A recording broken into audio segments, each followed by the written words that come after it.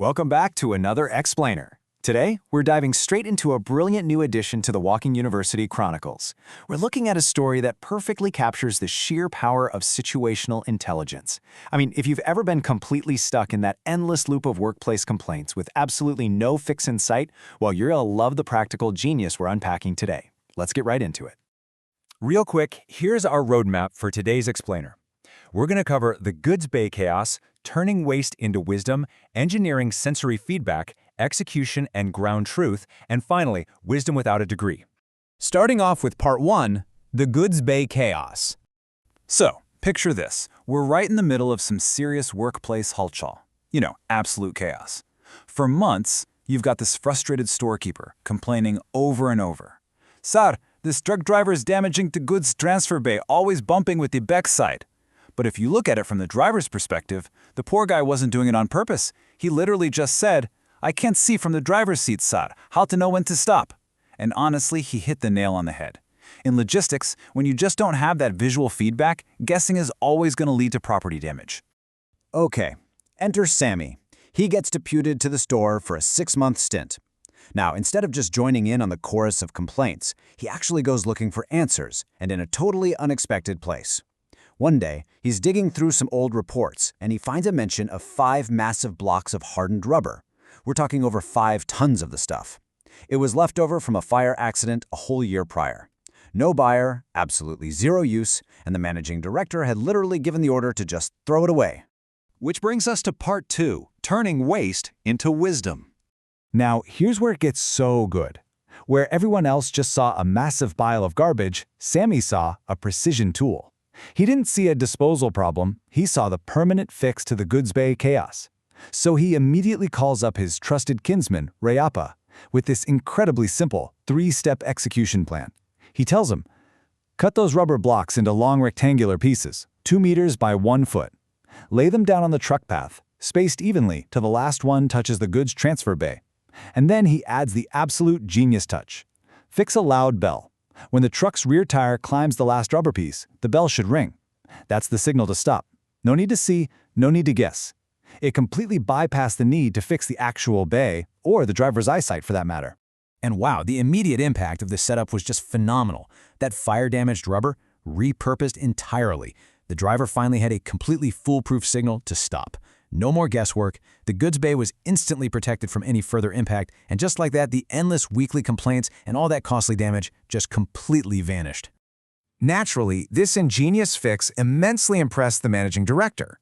He officially recognized Sammy's unique ability, telling him, "Sammy, you've turned waste into wisdom." And turning waste into wisdom wasn't just some catchy phrase here. It was basically the defining characteristic of Sammy's entire approach to problem solving. He consistently found incredibly high-value functionality in literal scrap. Moving on to part 3, engineering sensory feedback. This whole story really builds into a much broader concept, sensory engineering. Think about it. Instead of trying to somehow fix the visual problem, like spending a fortune installing expensive mirrors or cameras so the driver could see, Sammy just changed the feedback mechanism completely. He gave the driver a physical bump from the rubber and a loud ring from the bell. It was a tactile and auditory system. The driver could easily feel it and hear it straight from the cab, without relying on visual cues at all. And the thing is, this wasn't just some one-off stroke of luck. Sammy had a deeply consistent history of relying on mechanical intuition and sensory feedback over complex testing protocols. Whether it was diagnosing an EX250 cat excavator just by watching how it struggled, or correctly identifying a broken fan blade in a massive 200 kilovolt generator simply by listening to its abnormal sound, he trusted his senses to find the ground truth. Which perfectly segues into part 4, execution and ground truth. Because, let's be real, brilliant ideas are absolutely nothing without flawless implementation. You really need that ground-level truth. Look at the contrast here. On one side, you've got the management talk. Months of fuss, weekly complaining, endless guessing, and instructions to literally just throw away useful materials.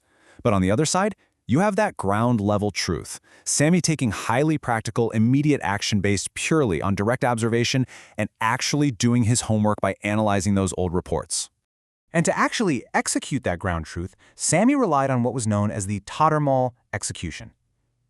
Like always, his very first move was to call Rayappa, his trusted kinsman and basically the executive hand to Sammy's visionary mind. Rayappa was the one who ensured the layout of those 2-meter by 1-foot rubber pieces was absolutely perfect.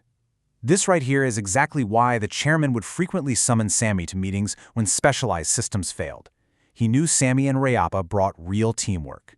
This was the exact same partnership that had previously conquered massive tasks like the Coir rope survey and towing an emergency generator up a steep hill. And finally, Part 5, Wisdom Without a Degree. Let's zoom out for a second and look at Sami's broader legacy of practical genius. He had this consistent, lifelong habit of situational intelligence. He'd look at things that other people actively discarded and see incredible functional potential. I mean, 5 tons of burned rubber became a foolproof signal system. A scrap 2-horsepower submersible motor, he turned that into a beautiful self-contained fountain in a narrow entrance. Discarded machinery cartons, repurposed into temporary shades for plantation workers. It's just brilliant. Ultimately, the biggest takeaway from today's explainer is this: practical experience and hands-on intuition can often instantly solve problems that formal management simply cannot. Situational intelligence isn't about buying the most expensive new technology or, having the fanciest degree. Sometimes, as Sammy proved time and time again, it literally just needs a heavy block of rubber, a loud bell, and the vision to put them together. So, I'll leave you with this provocative thought to consider today. Look around your own workplace or your own projects. What are the resources you're ignoring? Where is the useless scrap in your life that's just waiting to be turned into wisdom? Thanks so much for joining me to uncover these incredible lessons today, and I'll catch you in the next explainer.